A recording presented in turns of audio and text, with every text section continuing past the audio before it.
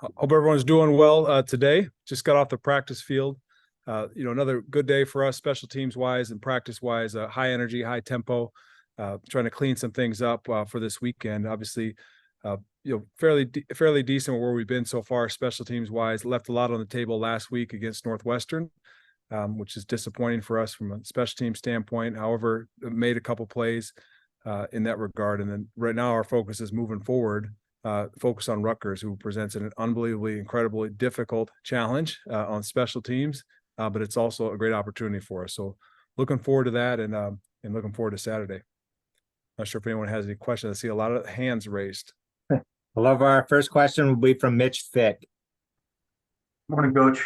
Morning, Mitch. How are you?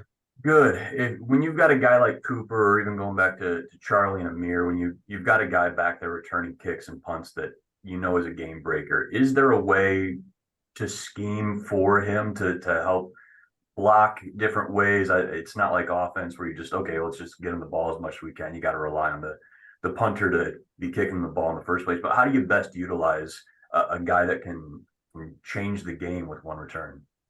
Yeah, I think that's a great question. I mean, like I said, I just walked off the practice field. That's what we just got done doing, is scheming, trying to get the guy the ball, trying to get the ball in his hands, trying to block better for him, and letting him do what he does best. And certainly something we work on each day and each week. It's something we focus on heavily during spring football, and then also during fall camp. So more so the technical aspect of it and the finer pieces to that, less about the actual scheme put together, but more about the fundamentals of how to block and how to hold someone up so we can spring the returner. Next question is from David Eichholt. Hey, LeVar, always good talking to you. Appreciate you taking the time. Not to linger too much on the end of the Minnesota game, but just given the call and, the way Cooper goes about his business, did you have to have any talks with him afterwards just about, to make sure he doesn't overcomplicate things moving forward and kind of keeping that momentum just because of how, controversial or crazy the call seemed to be? Or do you say business as usual, we move forward from there? Yeah, I think we've all moved forward from that. Going back to that and looking at it from a technical aspect, I felt like what he did was correct. Obviously, officials saw it a little bit different, which that's their job to see that, and the replay official, all those things that go into that. But more so, we're looking at moving forward, and don't ever want a guy to take his playmaking ability away from him. I think we've all seen Cooper make plays, and he's one of the guys. We also have other guys back there as well that have done a good job and can do a good job. And so you just keep coaching and keep playing and move forward and look for the next opportunity. Next question is from Chad Leistico. Hey, good morning, LeVar. Seems like you guys have always done a really good job of net punting advantages, coverage advantages, return advantages. Like, how can you kind of articulate how you have tried to find edges, I guess, in special teams in terms of field position over the years as coordinator, and how Iowa uses that to win games? Yeah, a kind of a standard special teams play, obviously, is you're trying to net punt, as you talked about, like, pin them deep, send the ball down the air, trying to flip the field, and then minimize returns from a punt standpoint. Same thing in kickoff. And then from a return standpoint, every time there's a return opportunity, you want to maximize that. And that's, that's general special teams talk, general special teams coaching. I think some of the things that we may do differently or expound upon are trying to find some of that hidden yardage, whether, it's whether you can get someone into a false start or find a way to get an extra 5 or 10 yards. Those are things that we're constantly trying to work on and trying to find an edge. And I can't tell you all the edges that we find, because that would be, oh, come on, top secrets. However, it is something we definitely focus on. Next question is from John Steppe. Hey, LeVar, good to see you. Hope you're doing well. I wanted to ask you about Kyler Fisher. How have you seen him kind of take advantage of the opportunities he had on special teams over the years, and how have you seen him grow? Yeah, Kyler's a very unique player, I think, for us. And he started off here as a walk-on, ability to run the ball as a running back in high school, start off as a safety, then move to linebacker. He can do a lot of things, and it's really been fun watching him grow as a person, and the maturation from him as a man, and then obviously as a player. He's been very good for us as a core special teams player. And typically, if there's a play made, he's in the middle of it somewhere. He certainly has room for growth still these last few games of this season, but you just try to continue to work on him, put him in the best position possible. And then he spends a lot of time outside of practice, outside of the standard meeting time. We've talked to guys about investing extra time, and he's one of the guys that does that. And I think it's been paying off for him. And then, then it translates for him into defense. And I think you're seeing some of that with Coach Wallace and Coach Parker and the guys on defense as well. Next question is from Scott Docterman. LeVar, how's it going today? I'm well. How are you? I'm doing great. Wanted to ask you about, we're winding down on Tory Taylor's career here.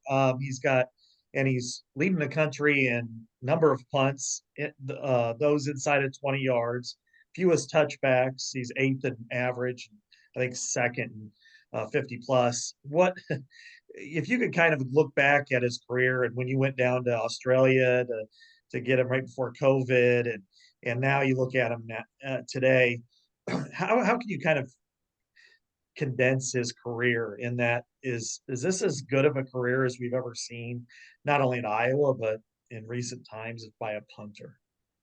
I think that's a great question. I think there's still more out there for Tory, which makes things exciting every day, because he has done a great job being here. I literally just had a conversation with the specialist group today and talking with a younger player about, if we sit back and watch, we're watching one of the all-time great players at the position, and it's fun to watch. Sometimes you're so close because you see it every day, and you're too close to see it. Then you step back, and the things you just rattled off, those some of those numbers, statistics, all the stuff.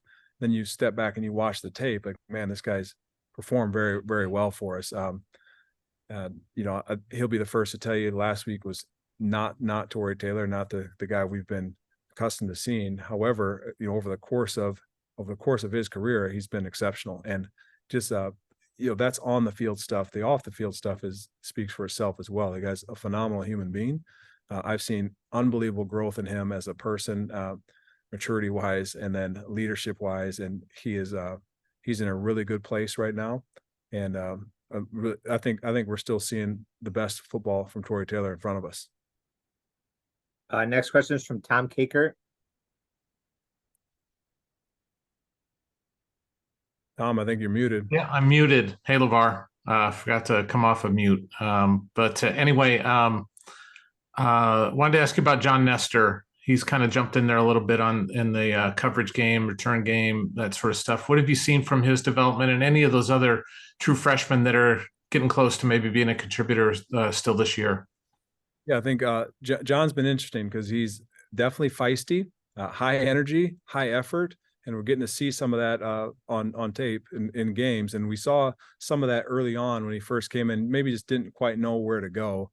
I mentioned to Coach Ferentz, like he may not know where he's going to go, but he's going to get there fast, and it's going to be hard. So we all need to be prepared for that. But he's done a good job. And the guy, talk about investing time, and it's a message we try to share with the players nearly daily. About 5 minutes, 10 minutes, 15 minutes a day, whether it's special teams, whether it's schoolwork, or whether it's tied into offense, defense. Those little investments don't seem like much during the day, and then over the course of a year, they pay dividends. I watched Cooper DeJean do that as a freshman. Didn't say a word, just would come in, hey coach, can I meet with you? 10 minutes, 15 minutes, and then all of a sudden by week 10, we're talking about him being the starting returner, or he's going out making plays as a gunner. I think we've seen some of that with John. John's not the only guy doing that. There's other guys doing it, but the freshman, it's pretty impressive. Next question is from Adam Jacoby. Hey, Coach Woods, really appreciate your time this morning.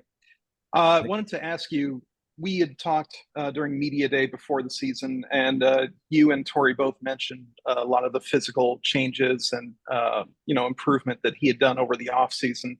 Now that he's having such a great year, from your perspective, have you seen that improvement be a result of the physical changes, or is it a result of the maturation process, or how has he taken that next step in your eyes now that you've actually gotten to see it?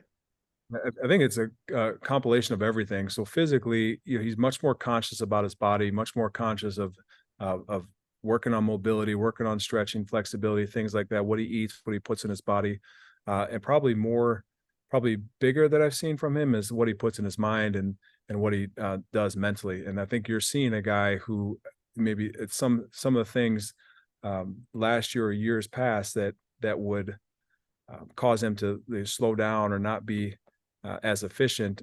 He's gotten rid of that. And Tory, I think mentally is as strong as I've ever seen a guy, and he rises to challenges, rises to occasions. You saw the Wisconsin game. I mean, that was a crazy wind in that stadium, and the guy went out and had one of the best days I've ever seen.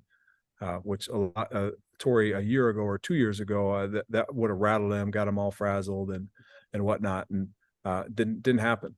So I think that's a sign of huge growth from him. You guys been working incredibly hard on being more mentally flexible on some things when things aren't exactly right, or the wind's not exactly right, or hey, it's a little bit colder than we expected, or however you want to see that.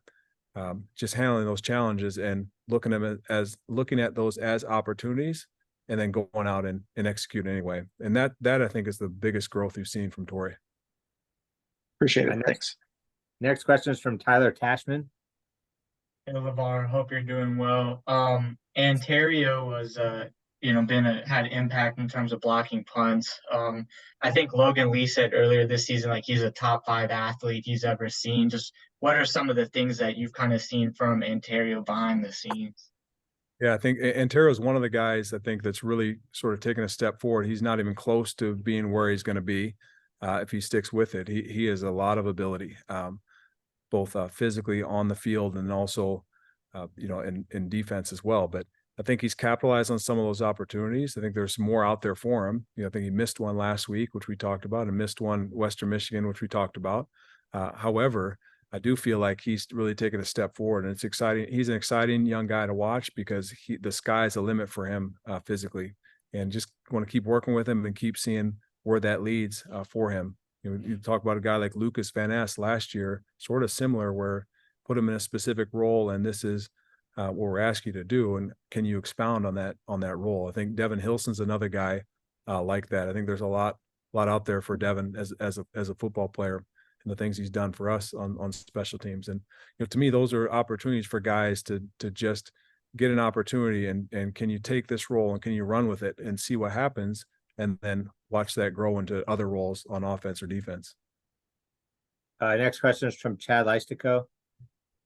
Yeah, it was kind of weird watching Tory not have the greatest game ever the other day. It was just so rare anymore. What would you attribute maybe his struggles the other day, and also just over time, how have you seen him kind of embrace what I talked about earlier, the hidden yardage? And because he didn't know a lot about football, how has he kind of embraced, that way of doing things at Iowa? Yeah, I think, you talk about last week, I think it's a one-off, to be honest with you. I think it's, everybody has days that aren't their best, and just happened to be that day for him. But as far as hidden yardage, things like that, I mean, I think we've all seen him do that. And I just literally walked off the practice field some point throughout the day, watched him, and it was just, it was in the indoor, but he was kind of just working on some technical things, the drops, placing the ball, some little stuff. And I'm like, man, I was just amazed watching him. Like, I've never seen a person own the field the way he owns the field. When he is on and